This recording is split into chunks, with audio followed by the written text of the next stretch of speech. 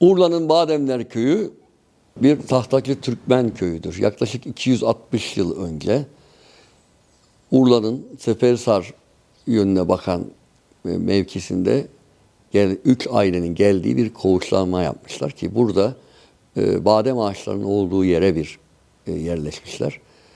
Türkmen tahtacı kültürüyle yaşayan Bademler Köyü 250-260 yıldır aynı yerde seküler, laik yaşamı, cumhuriyetçi yaşamı 200 yılda sürdürüyor.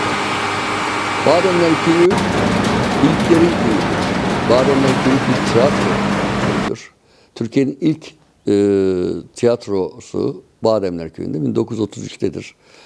Susuz Yaz filmiyle 1963 yılında Altın Ayı ödülü alan bir Bademler Köyü var. Ki Necati Cuma'nın eserini burada çekilmiştir. Bademler Köyü aynı zamanda bir kooperatiflik köyüdür. Sivil toplum örgütlerinin aktif olduğu bir köydür. 1962 yılında önderimiz, köy önderi Sayın Mahmut Türkmenoğlu'nun Kır Bademler dediği alanda arsaları köylerle birlikte alarak bir kooperatif kurmuş ve arsa üzerinde seracılık yapmaya başlamıştır. Aslında o zamana kadar ekonomik gelirini bir tütün gülükle sergileyen Bademler artık başka bir aşamaya gelmiştir. Kooperatif kurulma amacı kırsal kalkınmanın, tarımsal kırsal kalkınmanın köyde başlamasını ve burada ekonomik gelirini sağlayarak köyde kalmayı amaçlamıştır. Dönem dönem sıkıntılar çekse de Bademler Köyü ekonomik dinamosunu buradan sağlamış. 1962'den bu yana kooperatiflik geleneğini sürdürüyor. Kooperatif deyince genelde Türkiye'de inşaat üzerindeki kooperatifler akla gelse de tarımsal kalkınmanın, kırsal kalkınmanın ilk modeli hemen hemen burada sergilenmiştir. Arkadaşlarla birlikte bir hayal kurmuşlar ve bu hayali gerçekleştirmişler. İlk önce sebze yetiştiriciliği, daha sonra kesme çiçekçiliği ki bunda ara ara ithalat da gerçekleştirmiş. Daha sonra da 2010'lardan sonra İzmir Büyükşehir Belediye Başkanımızın, o zamanki dönem Aziz Kocaoğlu'nun girişimleriyle bütün İzmir'in peyzajını, yol ve refüj peyzajını katkıda bulunmuş bizim Bademler Köyü. Bir model yaratılmış. Belli ürünlerde de simgesel olmuşuz. Daha sonraki dönemlerde de belediyelerin ekonomik gücünün yetersizliğinden kaynaklı olarak da biraz açı değiştirme çabasına girmiş. Ama kooperatifcilik deyince hele Ege'de ki Ege Koop Başkanlığı yapmış bir Mahmut Türkmenoğlu akla gelir.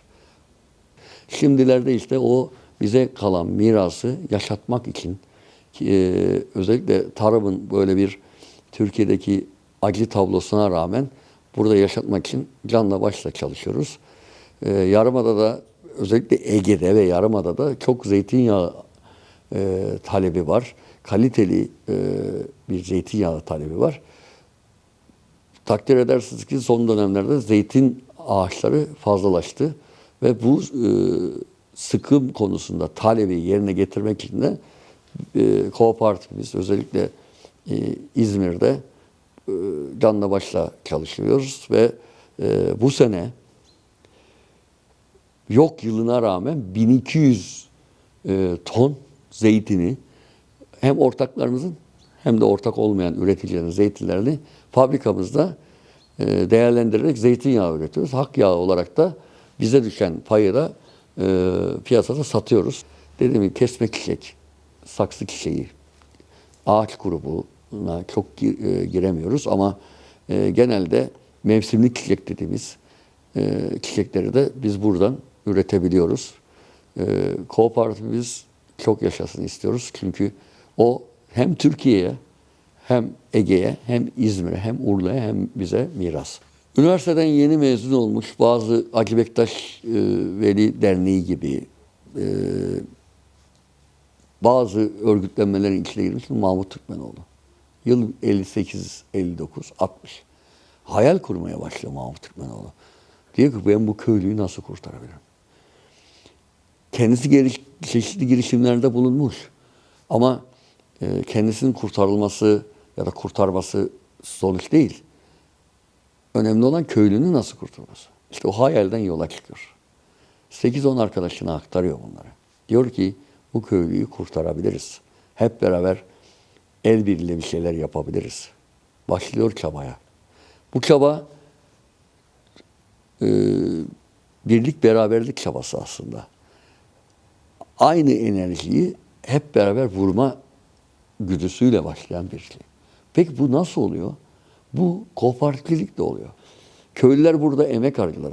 Tahmin ediyorum ki bu 40 yıllık, 50 yıllık dönemde 200'e yakın ortağımız ya da köylümüz buradan emekli oldu.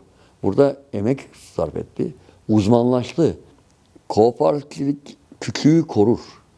Kooperatiflik küçük üreticiyi, köylü üreticiyi, kırsal korur. Büyüklere yam yapmaz. Yani büyük balık küçük balığı yemez kooperatifte. Ama şirketlerde gördüğümüz gibi tekelleşme var. Yani bu tarımsal üretimde de böyle, sektörün diğer sektörlerde de böyle. Öğretmen Mustafa Hoca buraya atandığında bakıyor ki köyde bir tiyatroya, temaşa sanatına, köyün geleneklerinde bir merak var, özel bir ilgi var. Hala bu Orta Asya geleneklerini burada sergiliyorlar. Bu kültürü bu köyde de taşıyorlar. Mesela köy seyirlik oyunları başlığının altına alabileceğimiz keçi gezdirme etkinliği bunlardan bir tanesi. Bunları keşfedip tiyatroya olan, temaşaya olan merakını görüyor, keşfediyor hoca. 33 senesinde de yani Cumhuriyet'in ilanından 10 sene sonra da Milli Eğitim Bakanlığı, o dönemin hükümeti Milli Eğitim Bakanlığı Cumhuriyet temalı bir tiyatro oyunu oynanması kararı alıyor okullarda. Bu da Yarım Osman adlı bir oyunun 1933 senesinde Mustafa Anarat'ın öğrencileri tarafından, Badenmer köylüleri tarafından oynanmasına sebebiyet veriyor. Daha sonra bu oyundan sonra hem hoca dediğim gibi bu halk temaşa sanatına teşne, tiyatroyu da sevdiler deyip bu geleneği 30 senesinden görev yaptığı süreye kadar sürdürüyor. Köylü de daha sonra bunu 92 sene yani günümüze gelene kadar devam ettiriyor. Tabii gerek ekonomik şartlar gerek konjonktürde seyirci sıkıntısı çekiyoruz. 200 liraya bilet fiyatlarını belirlerken bunu minimalize etmeye çalışıyoruz. 100-200 liraya bilet vermeye çalışıyoruz. Fakat bunun bile pahalı olduğunu söyleyen emekliler, öğrenci dostlar var. Bundan dolayı, bu nedenden dolayı